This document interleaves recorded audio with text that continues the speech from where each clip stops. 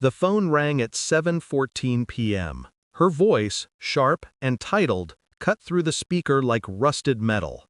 "If you want to join Thanksgiving, come wash the dishes first." My daughter-in-law, my son's wife. So casual, so commanding. I stared at the screen, thumb hovering. It wasn't the words, it was the tone, ownership, as if I were a servant in my own bloodline. I replied with one word: enjoy. Then silence. But silence has weight. Silence can suffocate. Later that night, I scrolled through old photographs. My stepson on my shoulders, laughing with ice cream dripping down his chin. He was 5 when I married his mother. 5 and fragile.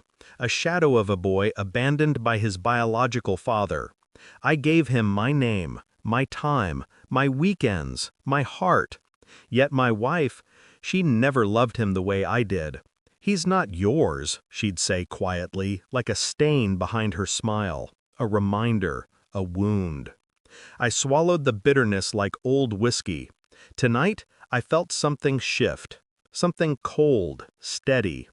My daughter's call came next. No greeting, just venom wrapped in sugar. "Dad, maybe don't disrupt their space. It's their Thanksgiving." As if I were the intruder. As if I hadn't built every brick of the home they lived in. My chest tightened. Not with rage, with clarity. People show you who they are when they think you need their kindness. I leaned back in the leather chair of my Zurich villa, the one they believed was just a vacation rental I had access to. They didn't know it was mine. They never asked how I was living these days after retirement, because they never cared to know. The phone lay silent now, dark, like the room around me. A strange thought crossed my mind. With no warning, no emotion, I should celebrate my stepson's birthday this year, properly. And I knew she, my wife, would hate that. A storm began forming quietly in my chest. The memory that triggered everything was small, barely noticeable then. 3 months ago, I mentioned throwing a party for his birthday. Her eyes, my wife's, shifted, quick, guilty, almost fearful. "I don't think it's necessary," she said too fast. "He's grown, busy. You'll only embarrass yourself." Embarrass myself? Strange choice of words. Later that week, I overheard whispers, low, hurried, between her and my daughter. "Don't let them get too close. He needs to focus on his real family now. He must not choose him over us." Real family. Us, not him. They planned this distance, fed it, watered resentment like a houseplant. And I, foolish man, thought it was just time doing its work. He began calling less, visiting less. His voice on the phone, stiff, cautious, as if rehearsed. Every conversation felt like a wall being built brick by brick. Now the call tonight. Thanksgiving like a weapon. Dishes as a condition for belonging. They wanted me small, weak, begging for space in a life I created for them. But I do not beg. Not anymore. I booked the private jet for Sunday. Zurich to Islamabad. No announcement, no explanations. While they ate turkey and laughed over their petty triumph, I walked through the villa. The one overlooking the lake, glass walls gleaming against winter sunlight. I set the table myself. 2 plates, just for him and me. It had been too long. I poured wine and waited. I began to watch. Quietly. Small details, connected like veins. My daughter's credit card, funded by me, suddenly had charges from expensive boutiques. My wife withdrew 200,000 rupees monthly from an account I never authorized. My stepson spoke less, messages shorter, almost scripted, like someone coached him. One night I dialed him directly. His voice trembled. "Mom says you're moving on, that you built a new life now. She said you don't have space for me anymore." A lie. Clean. Poisonous. My wife. My daughter. Planting hate like seeds. My pulse slowed instead of rising. So that was the game.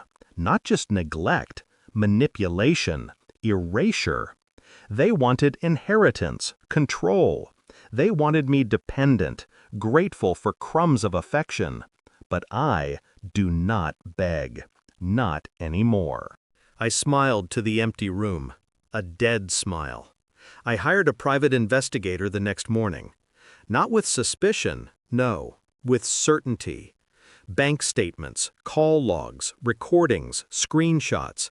Piece by piece, truth unfolded, ugly, meticulous. My wife and daughter-in-law discussed how to push him out, how to cut emotional ties before he demands compensation later. They didn't know I heard every word.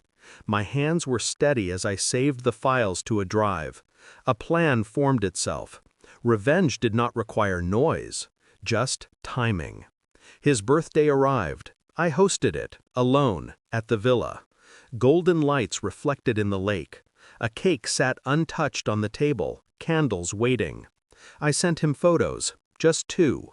One of his childhood picture framed beside the cake, one of the view from the glass balcony, Switzerland stretching endless beyond the windows. He saw them. At first, no reply. Then I watched in real time. 71 missed calls. Back to back. Desperate. Panicked. Then a message. "Dad, is that your place?" Not sir, not uncle. Dad.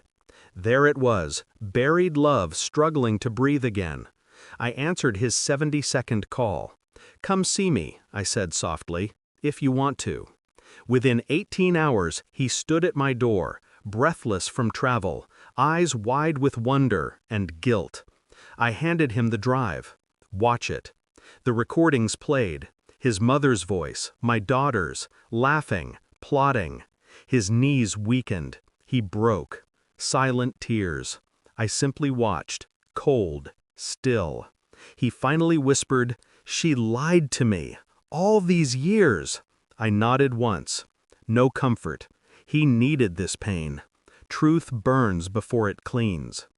My wife and daughter arrived 2 days later, uninvited, after the photos, after the realization that I was not a retired old fool in need of permission to belong. Their makeup was perfect. Their smiles trembled. "We just missed you," she said. A lie wearing perfume. I led them through the villa quietly. No warmth, no welcome. In the lounge, I pressed play. The recordings echoed around us, filling the room with their own voices, spiteful, greedy, cruel. Their faces drained, colorless, ruined. My wife reached for me. "Please." I stepped back.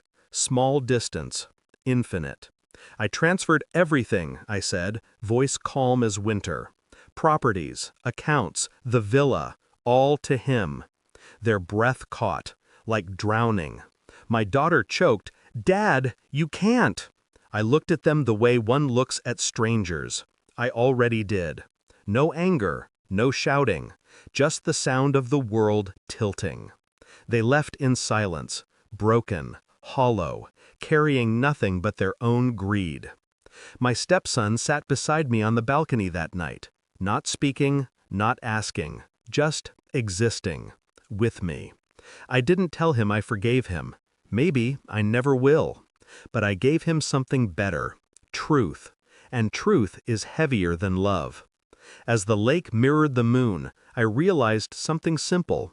I lost a wife, a daughter, but I reclaimed myself. Family built on lies deserves collapse. I sipped my wine and whispered, only once, more to the night than anyone, I crush, quietly, but completely. And the world finally understood.